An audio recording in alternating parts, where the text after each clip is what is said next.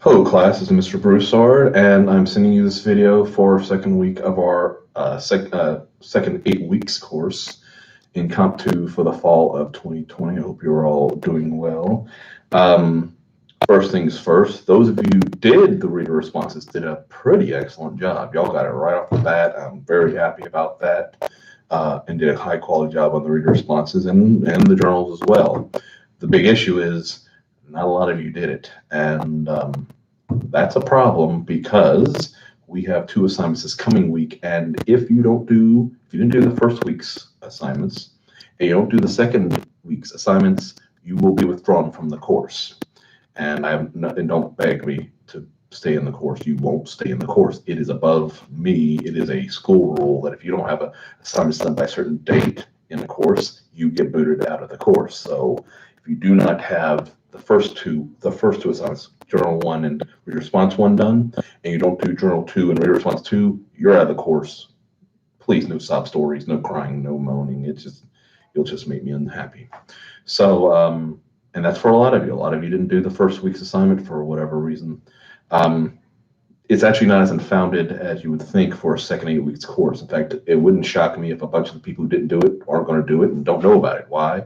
Because I've learned that a lot of students will register for a second 8 weeks course and then forget that they registered for the second 8 weeks course until they realize they're already withdrawn from the second 8 weeks course. So those of you who've done something, thank you for at least paying attention. Some of you did get a hold of me and kind of late realized. Y'all need to understand this is an online course. You have to take the initiative to actually look for things. I cannot hand feed you things, and I try my best to let you know when things are. But if you aren't even willing to read the syllabus, which was asked of you the first week, and then you complain why something wasn't made clear to you when it was made clear in the syllabus, I get very unhappy. And you don't want me to be unhappy when I'm your instructor, because then it's all but assured that just sets that little thing in my brain that this student is going to be this way, and they're going to be this way the whole semester.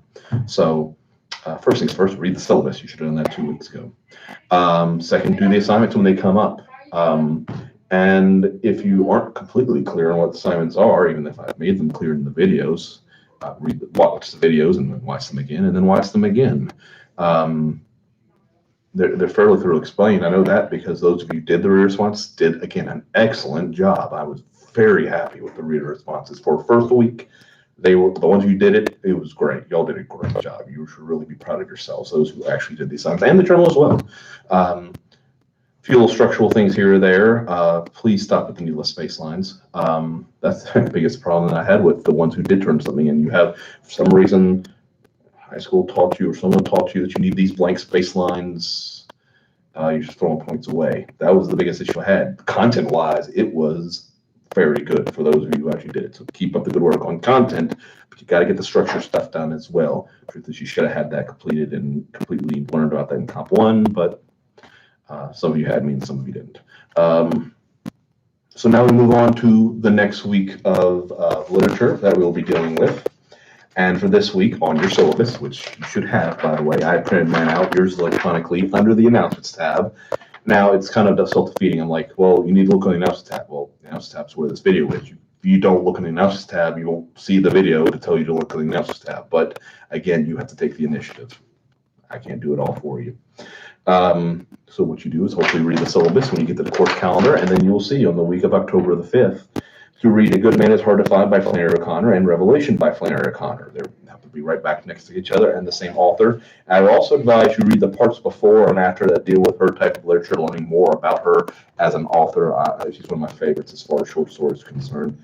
I worked with her collections in undergraduate work at Ole Miss. I worked with her collections in graduate work at Arkansas State, and that is why I was very happy to see her work in our text and very much promoting her, even to the point where this year also we weren't able to due to COVID, but in years past we would go to a symposium up in Jackson at Hines Community College, and no joke, there was a year where the featured speaker was a Flannery O'Connor impersonator. That's the type of thing that's weird to let nerds get into. But it was great and we enjoyed it, and it was pretty awesome, and especially knowing something about her and having similar backgrounds to her.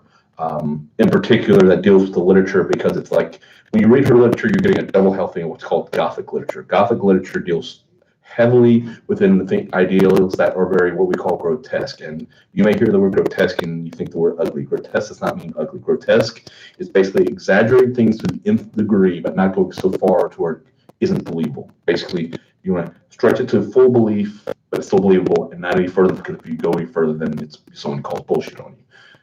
Enough to be believable. It's crazy, it's weird, but it's still believable. That's a lot of Gothic literature, and her work in particular, it's a double helping of it, because it deals with Southern Gothic literature, so a lot of the stuff you deal with in the William Faulkners of the world, Eudora Weltys of the world, but it also, although Eudora is a little more realist in the Gothic nature, but it still gets there. But you also get Catholic Gothic literature as well, and kind of merges those two things into one, which is rare because not down here we have plenty of Catholics, obviously, but most of the South you don't. So the fact that her work kind of combines the two makes it very fascinating, and you'll see a lot of that both in the Southern and in the Catholic elements within the story itself, in the short stories themselves, and it's nice and intriguing as I find it. So that's why you're having both of hers to read for this week. So make sure you read them, and then you will have a reader response, and then you get to choose whether you want to do one of the two works or both works. If you want to be able to combine them both, you maybe think you'll get more content out of it by having two works instead of one, and then writing the whole reader response on that. Perfectly fun to do. If you think you have enough content to just deal with one, I will say this: the amount of content you all put together and the quality of the content, no problems. What I've already seen in the first week, if you can produce that the first way, it's great. So you might not need to do both, but if you feel more comfortable, if you had both of the short stories and the reader response, go ahead and do it. If you want to just have one, that's fine too. But that's what you'll be dealing with in this week's reader response. Journal, you do have a journal that is due as well, and I'll go ahead and click on this to see. This week's broad topic is spring. I know it's odd because it's not spring, it's fall, but take the overarching spring theme of spring and narrow the focus down to something about spring in which you would like to write about. Reiterate one thing that I did see. Again, a reminder: no stats, no facts, no figures, nothing that would need to be sourced in anything in this course other than the research essay at the end of the semester. There's to be zero source material on anything in this class. If you have it in and you source it, you get a zero because you violated the rules. If you have it in and you don't source it, that's not just a zero, that's an academic integrity violation. And two of those generally leads to failure of the course.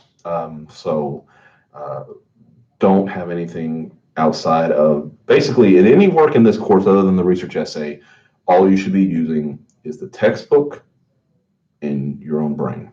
That's all. One of you did the smart thing, read the parts before and after, and then used some of the parts in the textbook to fully explain the analysis of one of the short stories. I want to say the chrysanthemums is what you did. And that was very smart because when you read on more, you learned more about it. And then you learned and expressed, yes, what was in the textbook, but you also had you in it. It wasn't just word for word everything there. You had your part in it with the textbook in the chapter backing up the story, and the story backing up the chapter. And it was well integrated, quality well integration of the information. That, again, you all did a very good job as far as that's concerned. But yes, make sure there's no source material whatsoever in anything. So I had that issue with a few of you. From now on, don't do that. And then also, just to reiterate this as well, never have the title of your reader response be the title of the short story, the poem, the drama work. Because you did not write the chrysanthemums. John Steinbeck wrote the chrysanthemums. You didn't write the things that carried. Tim O'Brien did. When you have that title there, you're saying that's your title for your composition. You didn't write it. You're doing an analysis of it. But even then, you don't want to go analysis of, because that's boring. You want to avoid boring titles, like with the journals. You wouldn't want, do not title this journal Spring. Who wants to read that? In the same vein, don't title it A Good Man Is Hard to Find, because you didn't write A Good Man Is Hard to Find. Flannery O'Connor wrote A Good Man Is Hard to Find. So you wouldn't want to do that. Worse than that is titling it Journal Entry 2, or Reader Response 2, or Short Story Essay. Who wants to read short story essays? I'm paid to read short story essays, and I don't read short story essays. I'm paid to read Journal Entry 2, and I don't want to read Journal Entry 2. Your title is the first bit of creativity your reader sees. If your reader sees a boring title, they're going to expect a boring read, and they will find it. And I have to place myself in a student's. Yes, I grade as your instructor, but I also, as your audience, need to step into a student's shoes and would I actually want to read this? And if I see, journal entry 2, that doesn't give me anything. It's academic by its nature, and for most students, be real, you're going to see something academic. You're going to see boring, even if it's not. And even if the actual content isn't boring, you've already got that in your head, and it becomes boring. So don't title it Spring. Don't title it Journal Entry 2. And definitely, if I tell you not to do either, don't do both. Because I'll tell students don't do either, and they'll title it Journal Entry 2, Spring. And it's even more points gone. Just tell you right now, if you title Journal Entry 2 Spring, 5 points off. If you title it Journal Entry 2, 10 points off. If you title it Journal Entry 2, Spring, or Spring, Journal Entry 2, that's 15 points off. If you don't give me title at all, it's minus 20. So don't do any of that stuff. And for the rest of the semester, never do any of that. Don't have an essay titled Short Story Essay. And don't title your essays or your reader responses the literature work in which you are analyzing, nor say it analysis of the things they carried. I understand if you're more scientific nature, that's what you would want to do, and then more APA style. And if you're asking science, yeah, that is probably what you want to do. But you got to remember, we're English, Modern Language Association. There's something to be said about some sparks, some pizzazz. Again, you have to serve your audience. APA is serving a different audience. You got to understand, when it comes to science stuff, they want more dry, to the point things, and understandable. But we're English. We want those flourishes. We want that creativity to come through. So be creative with your titles. Don't get too cutesy either, but be creative. Also, just let you know, when you're referencing the title of a short story or a poem in the composition, you put quote marks around that short story or poem title. So if last week you did the things they carried, you would have open quote, the things they carried, close quote. When you get the poetry, my Papa's Waltz, open quote, my Papa's Waltz, close quote. That's what you'll do. When you get the drama plays, by the way, you italicize the titles. Your larger literature titles get italicized. Your shorter ones get quote marks around them. So have that in mind when you do reference the titles in the actual composition, which you're more than well to do. Just don't have it be the title of your composition. So you can get real creative. Just don't call it analysis of the things they carried or analysis of the chrysanthemums, but if you have something creative and then say in the things they carry, that's fine, so long as you still have the quote marks around that title. But you've still got to have that creative part. Don't just say analysis of, and that's boring. Creative part, then the title, perfectly fine. Title myself, no. Title, analysis of the title, no. Creative thing, then the title, put in quote marks if it's a short story or poem, or italicize the drama title, yes. Although if you want to avoid all the others, just be creative with the title and you avoid that. Not academic, don't be boring, but do have a title of some sort. So that's my one little rant, but again, overall, y'all did pretty good. And so the week you have it this week are those to read the 2 Flannery O'Connor works that are assigned to you, do the reader response, do the journal. The reader response in the journal, let's just say, is due Tuesday night. Technically, you have till Tuesday 9 a.m. Wednesday morning, but I don't want you lying to yourself saying, oh, I have all day Wednesday. You don't. Tuesday night. Because Tuesday 9 a.m. means morning. I never thought I'd ever explain that to students, but I've learned that not all students know that AM means morning. Tuesday night. Make sure it is done and turned in properly. If you did not turn in your work the first week and you don't turn it in this week, I'll withdraw you from the course Wednesday. It is mandatory. Please don't come crying to me in any form. Because my school makes me withdraw you if you don't do any work. It actually saves you, because at that point you're probably heading for an F anyways. So it saves your GPA, which you'll be thankful for later. So that is what we'll have to do for this week. Just to let you know, the weather looks like it's going more toward the hurricane, more towards central to western Louisiana. So we might get a few little effects here, but it doesn't look like anything that would cause us to have to close down on Friday. So I should be on campus tomorrow and on Friday until my office hours are done, which is 11 a.m. But to let you also know that Monday and Tuesday, we are closed physically on campus. We are off campus because we have the Columbus Day fall break holiday on Monday and on Tuesday, so I will not be here. So the next time I will be here after 11 a.m. on Friday will be 9 a.m. Wednesday morning, course, this will all be done by then. So if you have any questions about these, you need to ask me today, ask me tomorrow during office hours, or Friday during my office hours. After that, I will not get back to you until Wednesday morning. By then, it will have already been due. And if you're one of those students who didn't do anything the first week, if you don't do it this second week, the immediate thing I am to do is withdraw you from my course. So make sure you get done what needs to get done. Hope you're all doing well.